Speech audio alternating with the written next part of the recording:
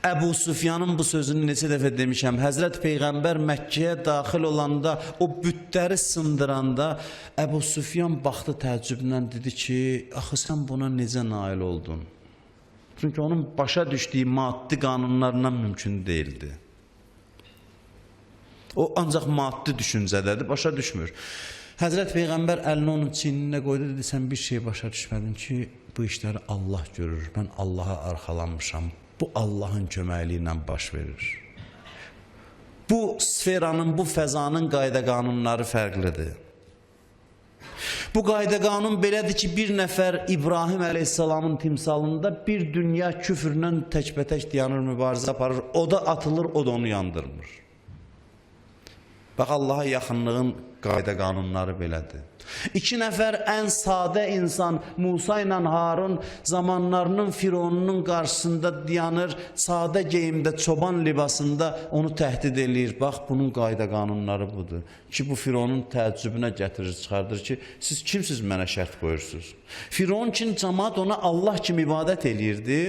Onun müqabilində nəfəs almağa cürətləri yox idi. İki nəfər sadə geyimli, çoban libasında olan adam əsa əllərində gəlib ona meydan oxuyurlar və ona şərt qoyurlar.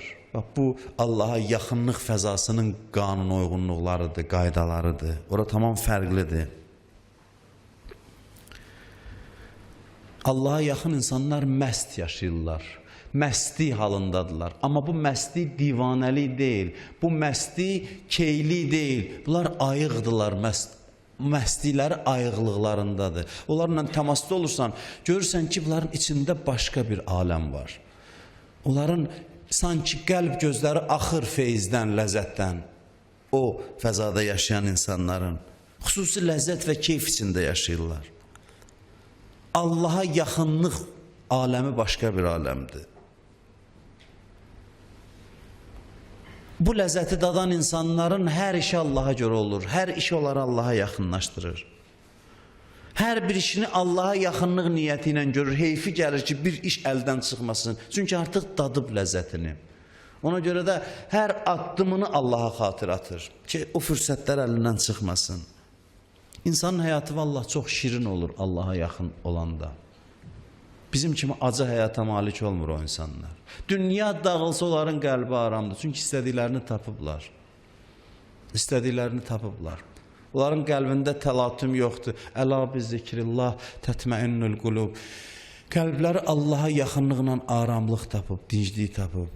Qəlblər yalnız əla bi zikrillah, yəni ancaq və ancaq Allahı yad etməklə bu ürək sakit olur. Onlar o məqsədə gedib çatıblar.